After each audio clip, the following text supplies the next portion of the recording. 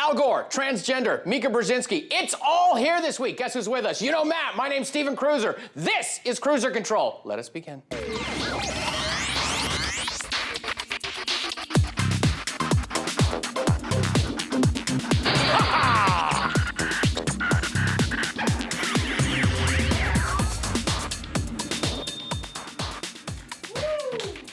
Hi there.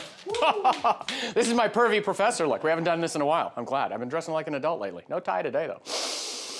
One of the things I most enjoy about MSNBC is the fact that every time I think they're out of ridiculous idiots to put on the air, they go out of their way to prove me wrong. Bless their little commie hearts. Normally, I wouldn't be so excited, but enter 23-year-old Jenna Talikova of Canada. She's turned the world of beauty pageants on its head. Jenna is transgendered. She was born a male, and at age 4, she self-identified as female, began hormone therapy at age 14, and had gender reassignment surgery at the age of 19. Gender reassignment, Matt. When I was in college, I couldn't even get the class I wanted if I didn't add it right away. You know what I mean? And now you can go get your entire gender reassigned. Just go, can you reassign me? I'm not comfortable with who's ever teaching down there right now. Self-identified at age 4. You know what you identify as at age 4, Matt? We were talking about this earlier. You identify as, I'm not soiling myself anymore. That's what 4-year-olds identify as. That's all. They're just, I'm out of the diaper. I'm happy. Nobody, gender, man, woman, genital. Go back and listen to that. That's what it sounds like she says.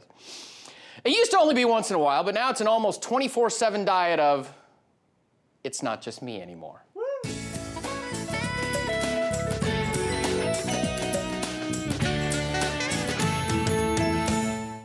Wow. I almost fell backwards on that one. This clip is a long one, but every so often, even I like context. And moderating a discussion over at the White House was MSNBC co-host of Morning Joe, Mika Brzezinski. Let's take a look. I thank Mika for helping moderate today and proving that on your show every morning that women really are the better half. We're going to be looking at the accomplishments of this White House as it pertains to women and the economy. We have clearly a lot of work still to do and many challenges before us. And the key is to talk about them, address them, and overcome them as soon as possible, but also to celebrate what has been done, especially in the past few years by this administration. Deborah Saunders, should an MSNBC anchor be moderating a White House event and talking about celebrating what the administration has accomplished? No. That's perfect, isn't it? She goes on, she says no one more time, and she explains it, but no. No, I love, you know, once a week, Matt, I don't know if you knew this, but Howard Kurtz self-identifies as a journalist. Once a week. Once a week. And then he goes, has Democrat reassignment surgery, and then just is his usual ridiculous self after that. But it was a good piece. And now the still unnamed segment, which this week we're calling, No, That's Not a Popsicle, Chandra. From your point of view, if you were to run for president, you could take this issue to the next level, even just during a campaign. And if you were fortunate enough to win the presidency, you'd sit in the most powerful office in the free world with a real chance to you could be in a position to save the planet without putting too much emphasis on it. Wouldn't that be enough of a reason to run for president for you? Like me, you're all probably surprised to find out that Al Gore hasn't grown into his own planet by now and suffered the kind of warming that inevitably comes from having consumed all of your dinner companions.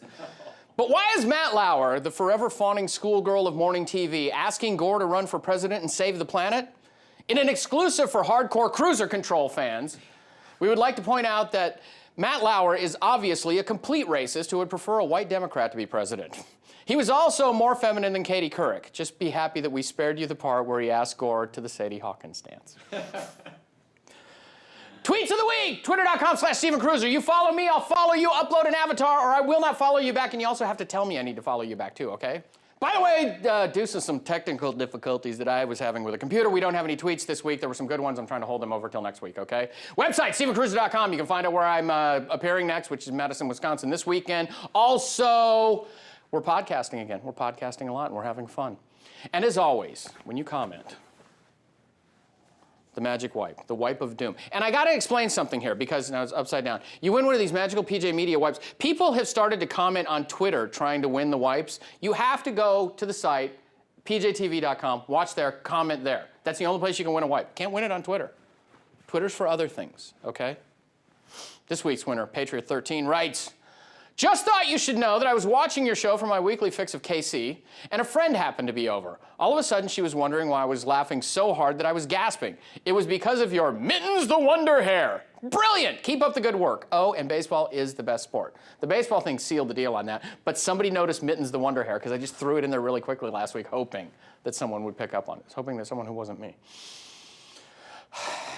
Last week, I didn't even toss you a crumb. So let us now rejoice as we welcome a new entrant into the Circle of Dumb. Woo.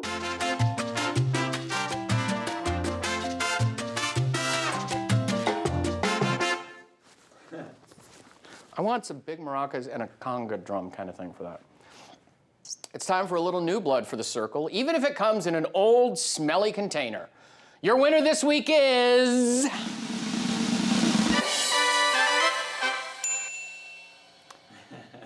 Ted, even I'm embarrassed about Jane Fonda Turner. Not content to be wealthy from launching a crappy cable news channel, Turner has decided to join the Gore-Borg and ratchet up the global warming hysteria. Wait until you hear what's on the menu. Not doing it will be catastrophic. We'll have 8 degrees, we'll be 8 degrees hotter in 30 or 40 years, and basically none of the crops will grow. Most of the people will have died, and the rest of us will be cannibals. Civilization will have broken down. He's a billionaire, Matt. Did you know that?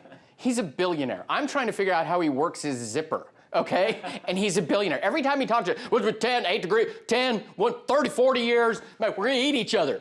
I'm a billionaire. My zipper hurts. It's important to remember that we all need to be here for each other, especially in the shower. Pass me the Mickey Mouse loofah, please. It's the last piece of my mind.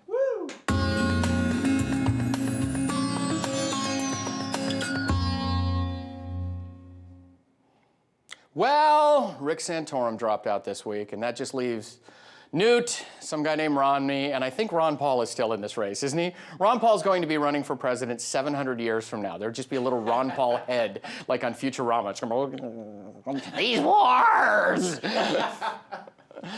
But Newt, bless his heart, is like clinging to our ankles as we're walking out the door right now. I don't know why. I don't know where he gets the money. He bounced a check this week, and as much fun as I have watching him smack the media around, it might be time for him to go bye-bye. I'm not saying everybody needs to rally around Romney. That's for someone else to do. What I'm saying is, same thing I've always been saying, find a Senate candidate you can help, find a congressional candidate you can help, and let's focus on that too. And let's not all get caught up in the presidential stuff. I love you guys. Have a great weekend. It's springtime. Enjoy.